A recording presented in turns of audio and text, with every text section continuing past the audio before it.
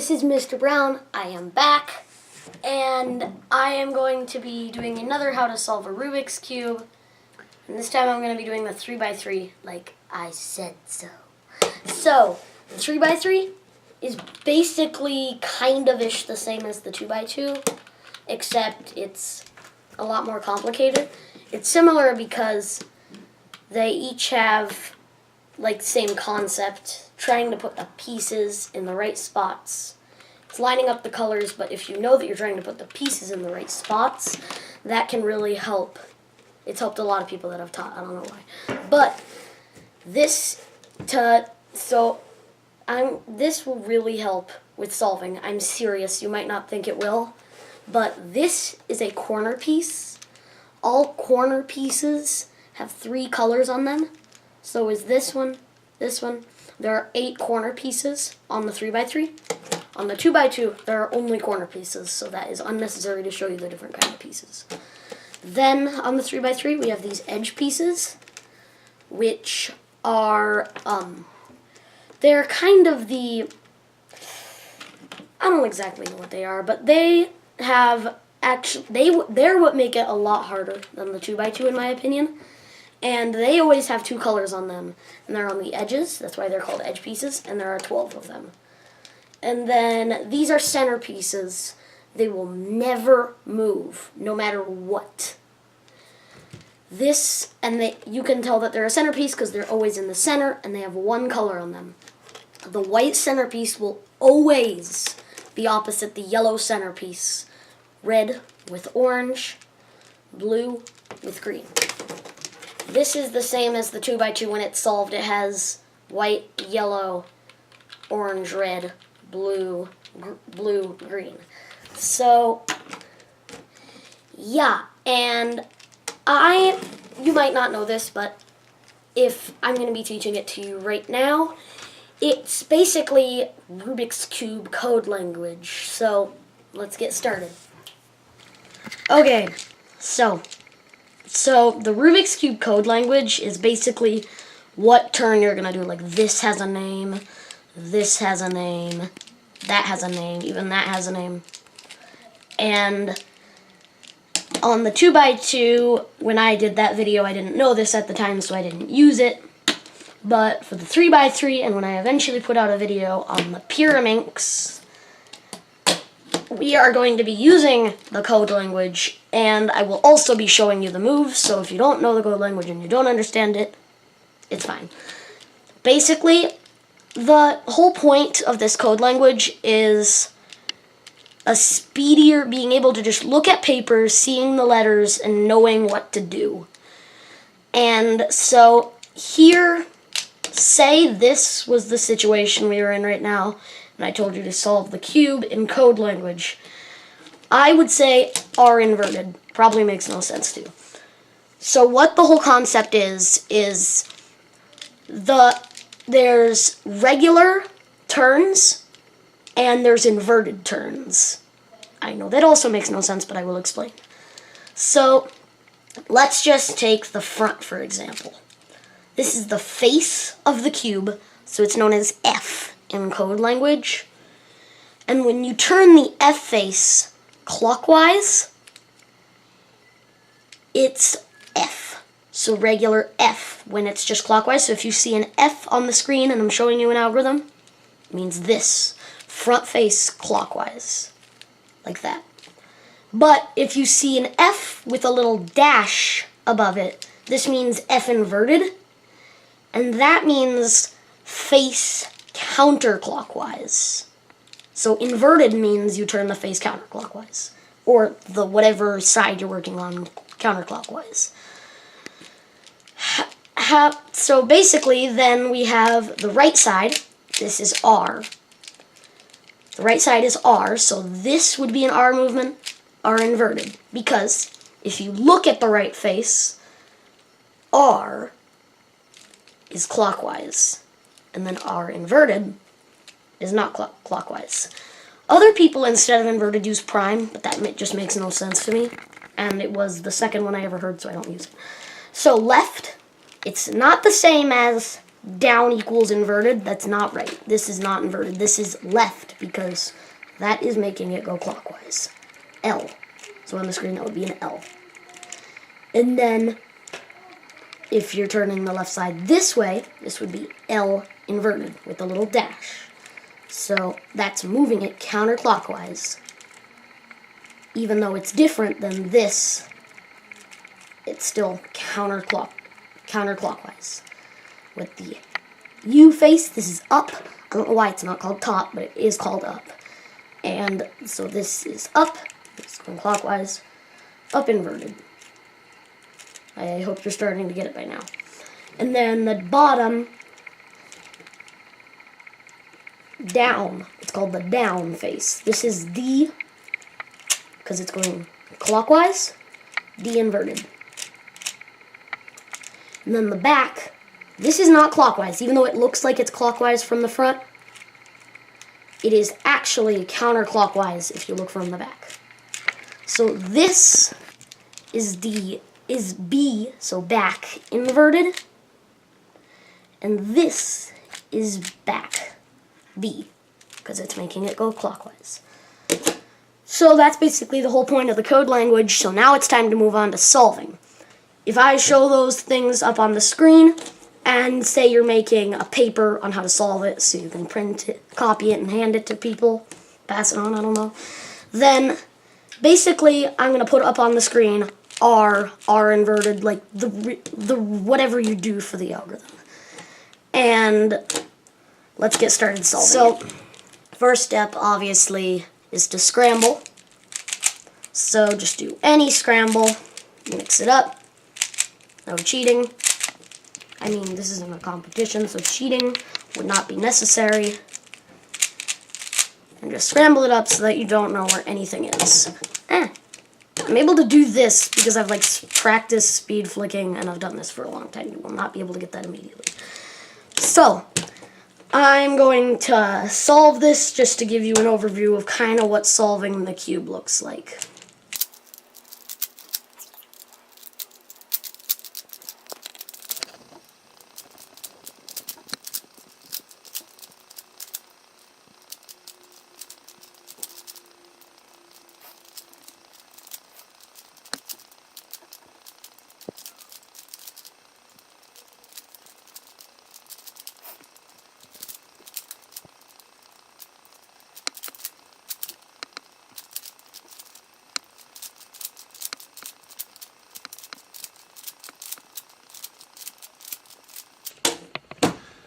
Okay, so basically, there are only a few steps to solving this, actually.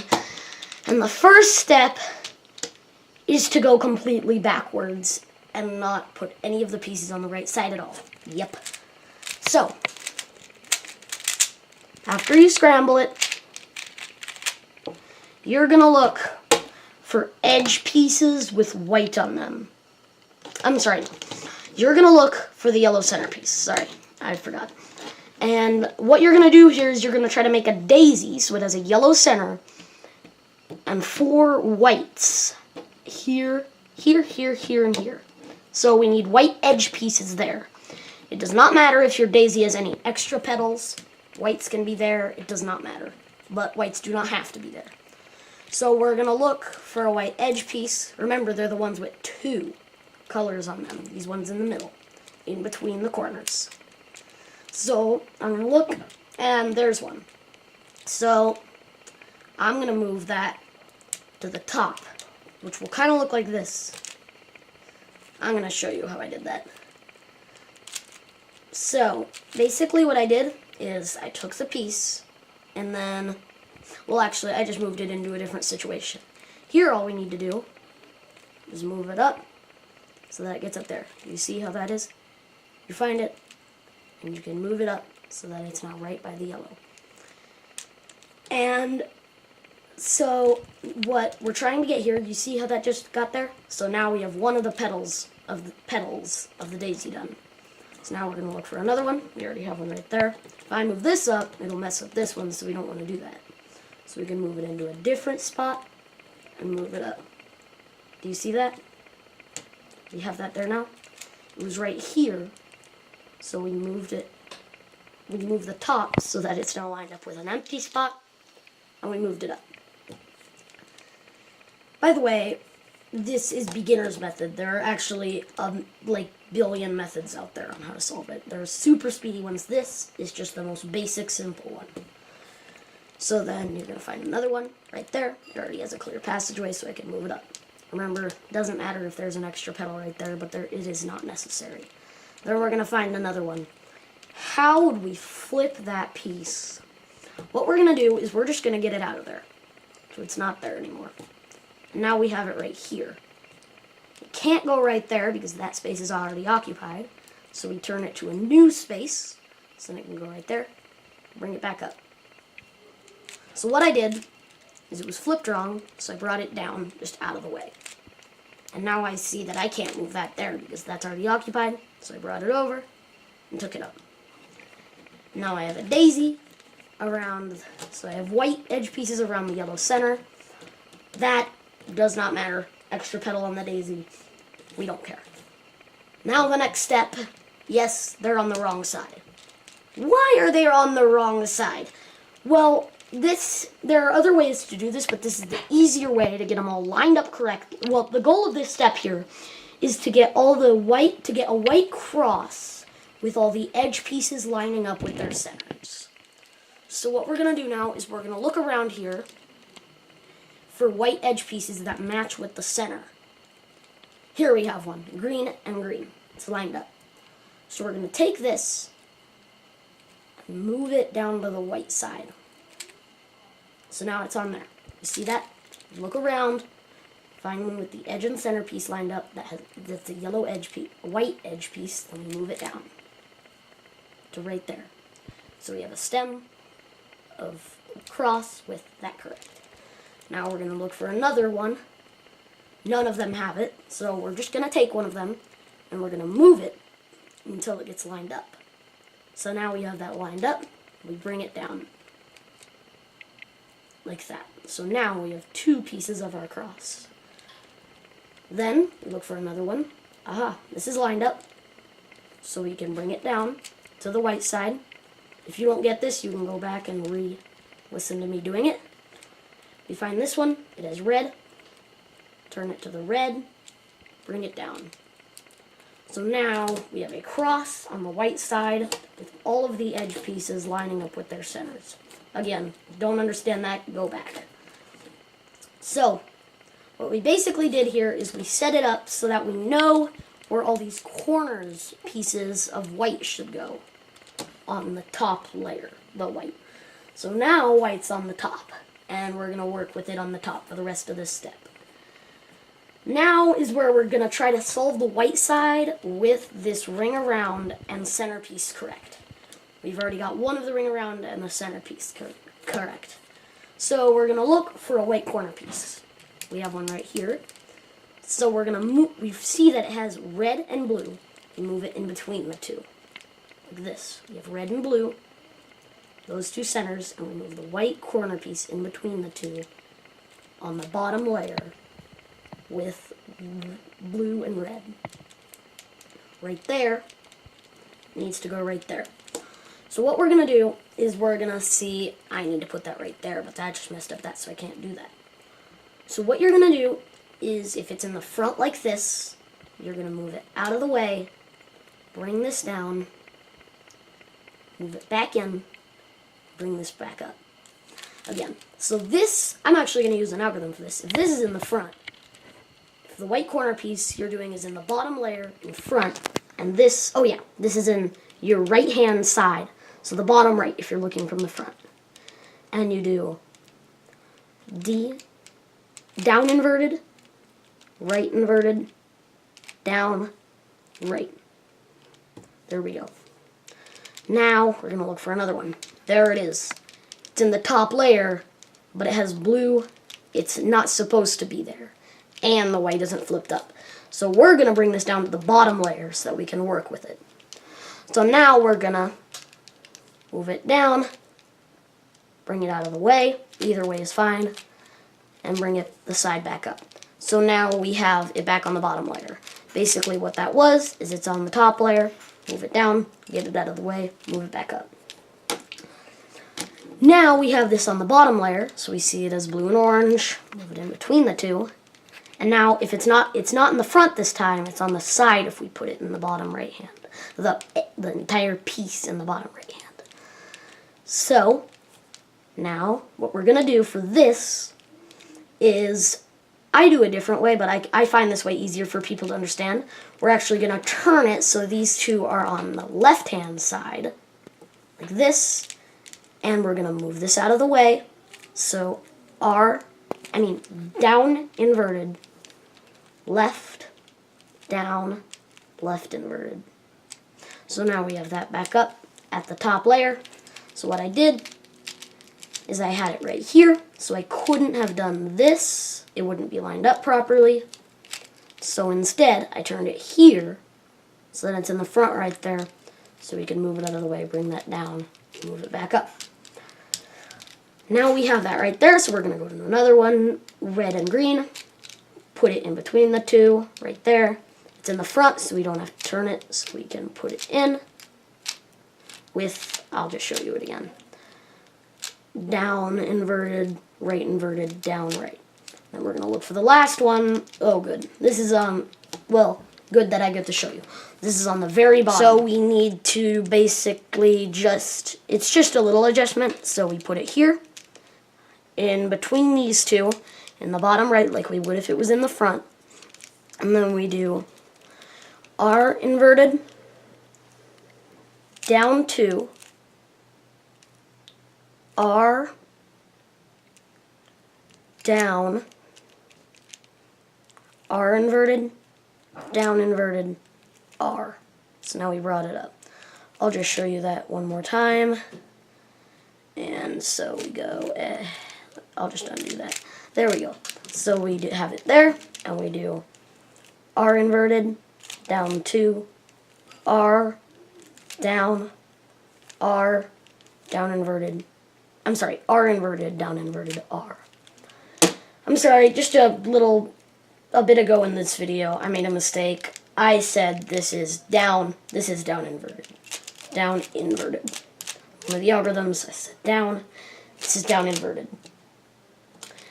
So, next step, so basically we just solved the white side with the ring around. Again, go back in the video if you didn't understand. And so the next step is trying to get this next layer all dinged. Correct, basically.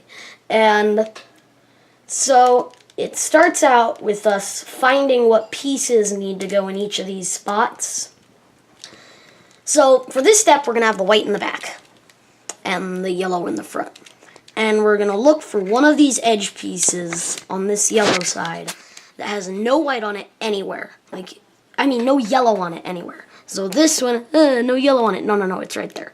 You have to look at each side. So we have two here, we have this one and this one. We'll choose one of them. I'll just choose this one. And we will see what color it has right there. I have red. So I'll turn it right there to make a large T. Then we're going to see, because this has no yellow on it, it can't go on the yellow face, so it needs to go here in the middle. And we're going to see it has blue and red, so it needs to go right there in between the blue and the red. So it needs to go that way, right there. So what we're going to do for this is we're going to do, this might look like an algorithm, but it actually isn't because it varies in different situations. If it needs to go there, then you do a different thing. So you move you do face away from the target. So the target's right there, this is the piece. You move it away from the target with the face. And then you move the bottom towards the target. Then, this is the piece. Keep track of the piece and the target. This is the piece, this is the target. You move the target down so that it's in line with the piece. And then, I'm sorry, I forgot to tell you this. This is actually called M. So the middle is called M. So we're going to move it in with an M move. Like that. And then we're going to bring it back up. Now it's in his spot, but where the white's ruined. So what we're going to do here is we're going to find the L. There's the L. and we're going to move the 3 length of the L up so that we only have 1 piece to fix. If we did this, then we have 2 pieces to fix. We need to move it so that we have 1 piece to fix. Now we have this guy right here. We're going to move him out of the way, bring the middle down, move him in, bring the middle back up. Okay, if you don't understand that, once again, go back. I love going back in Rubik's Cube videos. Now we're going to find another one. Aha, there it is. So we see it needs to go right there. So this is the same thing. The target's that way. So we do the same away from the target, front away from the target, bottom towards the target, piece target, move the target down. So then you put the piece into its place and move it back up. Now we have to find the L. We have 2 white things. Move the 3-way of the L thing back up. So this is basically fixing the white. Move that up. Get this out of the way. Move the white down. Bring the middle down. Bring this in. Move it back up. Now we look for another one. There's one. We bring it over, line it up with the green. It needs to go right there. So now we're going to do... Oh, this needs to go this way. So now we're going to do a different movement thing. So we're going to do away from the target. We're turning it differently this time because it needs to just go away from the target. Bottom towards the target. Piece target. Move the target down. Put the piece in its place. Move it back up to the spot. Now we're going to fix the white with this time a backwards L. Move it up. Get this piece out of the way. Move this down. Bring the piece back in. Move this back up. Now, last one, with no yellow on it. Already have the large T. And move it out of the way. So target, piece, piece away from the target, bottom towards the target. Move the target piece, move the target down, put the piece in its spot, move it back up. And you find the L, this side goes up, move this white out of the way, bring that down, move it in, bring it back up. So the situation I'm in, I just redid this. So the situation I'm in right now is there's no pieces here with no yellow on them, which can happen when 2 of these edge pieces are already in place, but they just need to be switched. Or like what I'm in, one of the pieces needs to be flipped. So you don't move a piece up there because the piece is already in the right spot, but it needs to be flipped. That's the situation I'm in right now.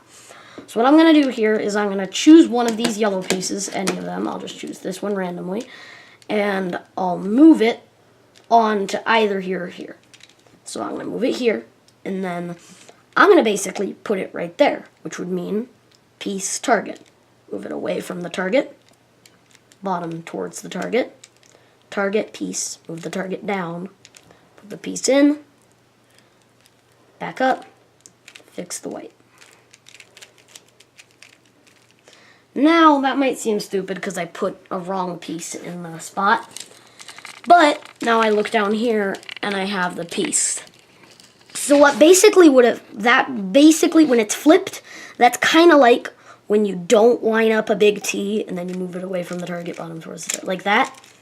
But right now, we're going to line it up right there. So now we have the large T, and now when we put it in, it'll be correct. I'm going to just do this fast, but there's a lot, I've done it a lot of times slower earlier in the video, so you should be able to remember it, if not, go back. So I do away.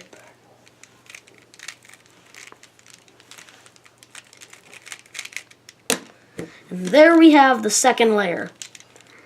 So next step is we're going to solve the yellow cross, like we did with the white, but now there's another obstacle. We have to avoid messing up any of the rest. For this, there's an algorithm, and I'm going to put it up on the screen with the code language and show you basically, well, yeah, I don't know. So in this step, first of all, white bottom. White goes on the bottom, yellow on the top. So we're going to look here on the yellow side for different patterns that we might have. There's 4 of them. There's a dot, which means none of the other patterns exist. Then there's a hook, which is what we have right now. There's a line, and there's a cross. So right now we have the hook, but you might ask, why don't we have the dot? Because there's the dot. But hook has superiority over the dot. Line has superiority over the hook, and cross has superiority over the line. So if we have a hook and a dot, it's a hook. If we have a line and a hook, it's a line. If we have a cross and a line, it's a line. Cross. If we have all of them, it's a cross. Cross, line, hook, dot. So right now we don't have a line or a cross. Diagonal lines do not count. So we have the hook. What we're going to do with the hook is we're going to make it so that basically the backwards L is facing that way. So like that. So right now I kind of have a fin, and like this is a head, so the fishy facing that way, but you usually won't get a fishy, I'm assuming. And we're going to do this algorithm. F, so I'll just say it, front, right, up, right inverted, up inverted, front inverted. Now we're going to look and see what we have on the top. We have the line now. So we're going to make the line going horizontally, and we're going to do that algorithm again. Front, right, up, right inverted, up inverted, front inverted. Now, once we get the cross, we don't do the algorithm anymore. Next step. So, in this step, we are going to be trying to, like we did with the white, line up all these edge pieces along with the yellow cross. And we're going to have a goal to make only one of them lined up. So here I have two lined up, the red and the blue, and these two aren't. So we're going to turn it and see if we can make only one right. Here we have green, right, no, no, no.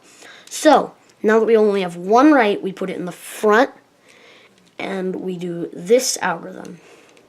Right, up, right inverted, up, right, up 2, right inverted. If you've seen my how to solve the 2x2 video, you should already know this algorithm. Just on the 2x2, it has one last double turn. But in this, you don't do that, and you may have to do it twice, but otherwise, you have these lined up. If you're in a situation where no matter how you turn the top, you either get none correct or 2 correct, no matter how you turn it, then what you're going to do is you're going to keep white on the bottom and turn the up face so that there are none right. Now you're going to do that algorithm, right, up, right inverted, up, 2, right inverted. Now you're going to look for a correct one. There's one, and none of the other ones are correct. That's what it should do. And then you do it. Then you realize you haven't got them yet, so you keep that in front, and you do it again. And now you have the yellow cross with all of these lined up. Next step, if you've seen my 2x2 video, you will remember that there was correcting corners, which this is actually a lot easier to show it on. Here you have, this is a correct corner, but actually, so basically, here we have a correct corner. We have actually all correct corners on this because it is solved.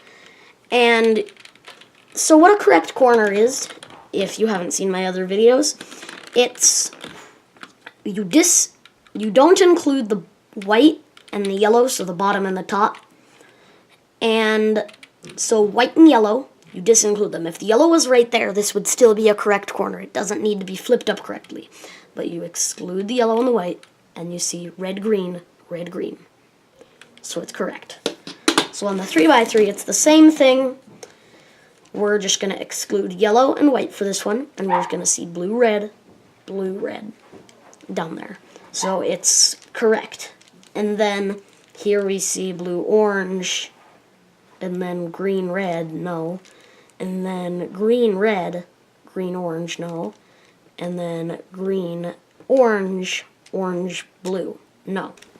So what we're going to do here is we're going to look, see, we only have one correct corner. There will either be one, none, or all on this.